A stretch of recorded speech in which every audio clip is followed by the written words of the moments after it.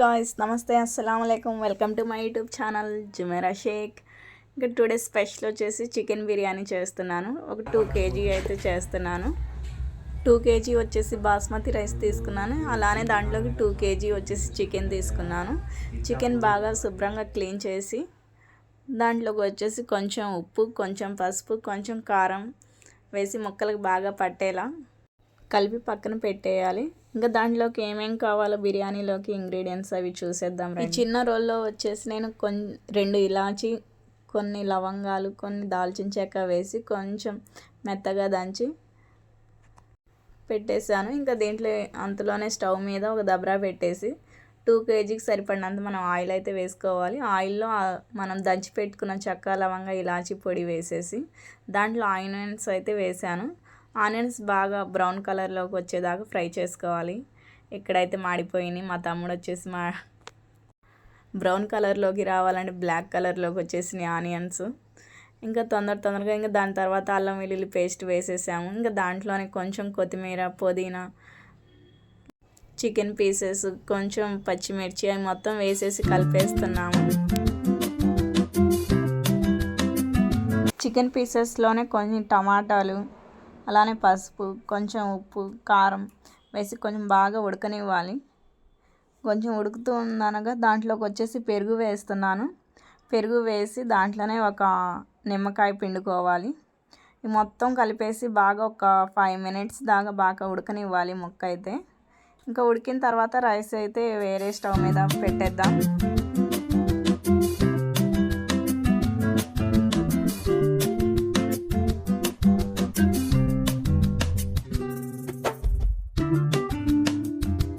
బిర్యానీలోకి గ్రేవీ రావాలంటే కొంచెం పెరుగు ఎక్కువ వేసుకోండి, గ్రేవీ బాగుంటుంది. దీంట్లో అయితే గ్రేవీ ఫుల్గా ఉంది. ఇంకా ఇంతలోనే ఇక్కడ వచ్చేసి స్టవ్ ఆన్ చేసేసి ఒక దబ్రా పెట్టేసి రైస్ ఉడకడానికి సరిపడినంత వాటర్ అయితే వేసాను. వాటర్లో కొన్ని చెక్క, లవంగా, ఇలాచి, బిర్యానీ ఆకు, కొన్ని బిర్యానీ దినుసులు వేసేసాను. టోటల్గా వచ్చేసి దీంట్లోనే కొంచెం కొత్తిమీర, పుదీనా, ఘీ అయితే వేసాను. ఘీ వేస్తే ఘీ కానీ ఆయిల్ కానీ ఏదైనా వేసుకోవచ్చు. ఆ బియ్యం అనేది సపరేట్ అవుతాయి ముద్దగా ఉడకకుండా, అందుకోసం ఘీ వేసాను. ఇంకా వాటర్ అయితే బాగా మరిగినాయి.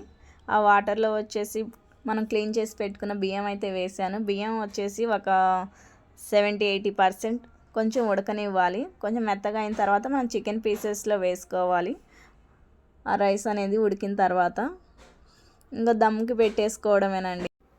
ఆ బిర్యానీ ఫ్లేవర్ అయితే అసలు ఎలా వస్తుందో ఆ బాస్మతి రైస్ ఉడుకుతుంటే, అసలు టేస్ట్ అయితే అద్భుతంగా ఉంది. మీరు ఒకసారి ట్రై చేయండి. అసలు చికెన్ పీస్ అయితే ఎంత మెత్తగా ఉందో, స్పైసీనెస్ కూడా సూపర్గా సెట్ అయింది అసలు బిర్యానీ వచ్చేసి.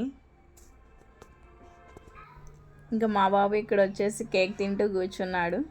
వీడియో తీస్తున్నాను. ఇంకా మా బ్రదర్ అయితే ఒక పట్టు పట్టిస్తున్నాడు. తినేసాడు కూడా.